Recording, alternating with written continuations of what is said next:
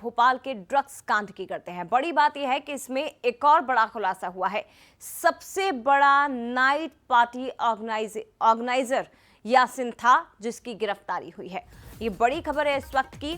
यासीन न केवल ड्रग्स का सप्लायर था, बल्कि वो सबसे बड़ा पार्टी ऑर्गेनाइजर भी था। इसी के साथ पब और क्लब में ड्रग्स पार्टी होती थी। 25,000 रुपए वो वसूलता था। सिर्फ पास धारकों को ही एंट्री मिलती थी। पब क्लब मालिक और मैनेजर्स को नोटिस जारी किया गया है। प्लानिंग के बाद फार्म हाउस में पार्टी होती थी। तो पहले पूरी प्लानिंग होती थी और उसके बाद प्लानिंग के बाद फार्म हाउस में पार्टी की जाती थी। लड़कियों को ड्रग्स देकर अश्लील हरकतें की जाती थी।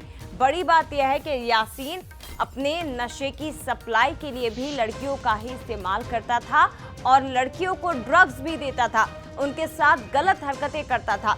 धर्म और धर्मांतरण लव जिहाद के मामले में भी यासीन का नाम सामने आ चुका है, क्योंकि इसके फोन को जब खंगाला गया तो बहुत से इस तरह के वीडियोस मिले हैं हिंदू लड़कियों को शिकार बनाने के। अब इस ड्रग्स गैंग की टाइमलाइन को जल्दी से आप समझ लीजिए। 18 जुलाई को सैफुद्दीन और आशू को पकड़ा जाता है। उसके बाद 23 जुलाई को शाहवर और यासीन को गिरफ्तार किया जाता है। अगले दिन 24 जुलाई को यासीन और शाहवर कोर्ट में पेश किए जाते हैं। 25 जुलाई को शाहवर का जुलूस निकाला जाता है और 31 जुलाई को गिरोह से जुड़ा अंशुल सिंह गिरफ्तार होता है। 4 अगस्त आते आते आरोपी तौफिक निजामी को भी पकड़ लिया जाता है।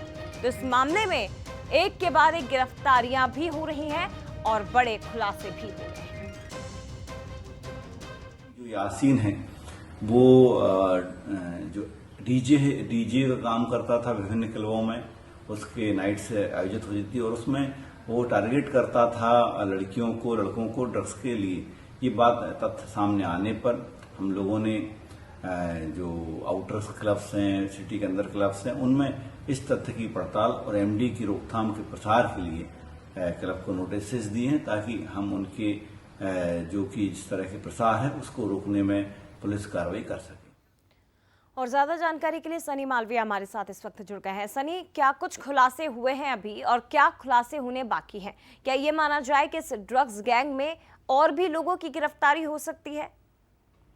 जी, निश्चित तौर पे भोपाल के हाई प्रोफाइल ड्रग्स तस्करी के मामले में गिरफ्तार डीजे यासीन उर्फ मछली शहर में सबसे ज्यादा नाइट पार्टी ऑर्गेनाइज कराता था। वह क्लब में, लाउंज और पब में नशे के आदि युवक युवतियों के साथ पार्टी की प्लानिंग करता था।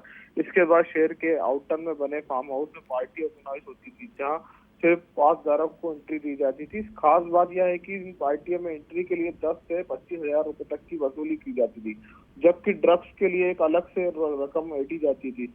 खुद यासीन ने रिमांड पर रहने के दौरान क्राइम ब्रांच की पूछताछ में तमाम बातों का खुलासा किया। उसके मोबाइल में पुलिस के कई रेप पार्टी और वीडियो भी मिले हैं।